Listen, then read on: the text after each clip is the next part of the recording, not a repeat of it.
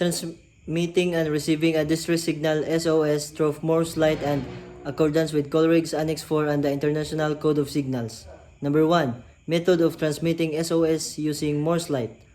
SOS in Morse code. The distress signal SOS is represented in Morse code as S is stand for 3 short flashes, O is for 3 long flashes, and S is for 3 short flashes. Number 2. Signal procedure. Use a flashlight such as an Aldis lamp, signal lamp, or even a flashlight. Ensure the flashes are clearly distinguishable.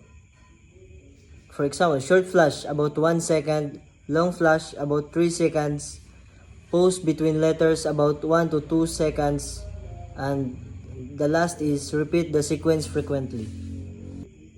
Number 3. Coleridge reference, Annex 4. According to Annex 4 of the Coleridge Convention of the International Regulation for Preventing Collisions at Sea, distress signals may include a signal consisting of a series of flashes with any light at regular intervals of about a second, the signal SOS in Morse code. This is an official recognized distress signal under Coleridge, indicating grave and imminent danger requiring immediate assistance. Number 4. International Code of Signals. Under the International Code of Signals, the signal SOS is universally recognized as a distress message.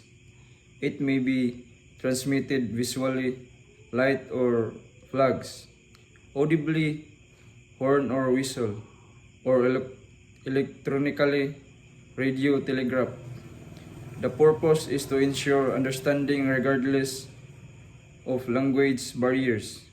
So visual Morse code remains an essential method. Number 5. Method of receiving and interpreting the signal.